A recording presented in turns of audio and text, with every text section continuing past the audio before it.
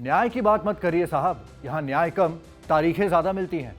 Dialogue थोड़ा फिल्मी है, लेकिन भारत की जनता के जीवन का सच है।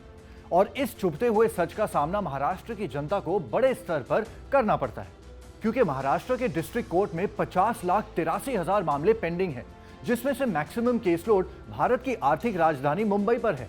ये डिटेल्स मुंबई हाई कोर्ट की वेबसाइट पर अवेलेबल हैं। न्याय व्यवस्था की इस खराब हालत के लिए कौन है जिम्मेदार और कैसे ला सकते हैं इसमें सुधार, इसका पोस्टमार्टम करेंगे इस रिपोर्ट में। Welcome to the big bench daily. अगस्त में हमने आपको एक रिपोर्ट में बताया था कि कैसे भारत की न्याय व्यवस्था को लेकर तारीख पे तारीख वाला फेमस डायलॉग अब बदलने चला है। इसे लेकर पिछले मॉनसून सेशन में अमित शाह पार्लियामेंट में एक बिल लेकर आए। इस बिल में ब्रिटिश एरा के आउटडेटेड लॉज को चेंज करने के साथ साथ पेंडिंग केसेस को जल्दी डिस्पोज करने के लिए भी कई प्रावधान हैं।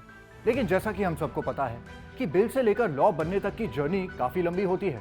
इसके बाद उस लॉ को इंप्लीमेंट करने में काफी समय लगता है। मतलब इस लॉ के इंप्लीमेंट होने तक हमारे देश में न्याय की प्रतीक्षा करने वालों की प्रतीक्षा खत्म होने के कोई आसार नजर नहीं आ रहे, और महाराष्ट्र में तो बिल्कुल भी नहीं। ये हम नहीं, ये महाराष्ट्र के आंकड़े बता रहे हैं। भारत में डिस्ट्रिक्ट कोर्ट में पेंडिंग केसेस के आंकड़े जुलाई 2023 में करीब 5 करोड़ बताए थे, जिसमें अकेले महाराष्ट्र पर 60 लाख केसेस का बोझ है। जरा सोच कर देखिए, भारत में 28 राज्य हैं और 8 यूनियन टेरिटरीज, और ऐसे में एक अकेले राज्य पर इतना बड़ा केस लोड। अवेलेबल इंफॉर्मेशन के अनुसार 31 जुलाई 2023 तक राज्य की जिला अदालतों में 50,73,000 मामले पेंडिंग थे, जिसमें पहला नंबर मुंबई का है। मुंबई में करीब 8,40,000 केस पेंडिंग हैं। इन केसेस में 5.5 लाख केसेस आपराधिक मामलों के हैं और बाकी सिविल केसेस हैं।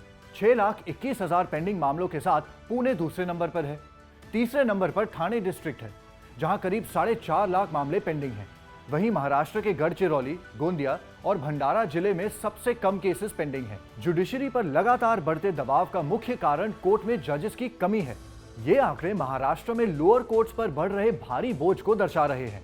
इस बैकलॉग के कारण मामले लंबे समय तक पेंडिंग रहते हैं, जिससे लाखों लोग और उनके परिवारों के जीवन में अनस्टेबिलिटी रहती है। The young whistle blowers foundation के कार्यकर्ता जितेंद्र घाड़गे के अनुसार डिस्ट्रिक्ट कोर्ट की वेबसाइट्स पर पोस्ट की गई जानकारी के अनुसार आपराधिक मामलों को कुछ महीनों के भीतर हल किए जाने की गाइडलाइन है, जबकि अन्य मामलों को 3 साल के भीतर हल किया जाना चाहिए। लेकिन सच्चाई इससे कोसों दूर है। असलियत में ये मामले कई सालों तक खिंचते रहते हैं। इनमें से कई गैर जरूरी मामले होते हैं, क्योंकि कई लोग जुडिशरी और केसेस का यूज अपने विरोधियों को परेशान करने के लिए और डराने के लिए करते हैं। झूठे मामले या गलत हलफनामा दायर करने वाले व्यक्तियों को ज्यादा सजा नहीं मिलती है, जो न्याय व्यवस्था की कमजोरी को दर्शाता है। अब द बिग बेंच पर बैठकर सोचने वाली बात यह है कि क्या नए बिल को इंप्लीमेंट करने के बावजूद देश में इतने केसेस के बैकलॉग को कोर्ट क्लियर कर पाएगी? क्या देश में इतने सारे जजेस अपॉइंट हो पाएंगे जिससे इन केसेस को जल्दी सॉल्व किया जा सके?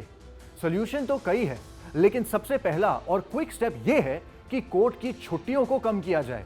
बच्चों के स्कूल और कॉलेज की तरह भारत में कोर्ट भी लॉन्ग वेकेशंस पर रहते हैं। शायद इस प्रॉब्लम को एड्रेस करने से कुछ इमीडिएट रिलीफ मिले। आपके इस टॉपिक पर क्या थॉट्स हैं, हमें कमेंट सेक्शन में जरूर बताइए। और ऐसे और इंटरेस्टिंग वीडियोस के लिए देखते रहिए द बिग बेंच, बैठ के सोच।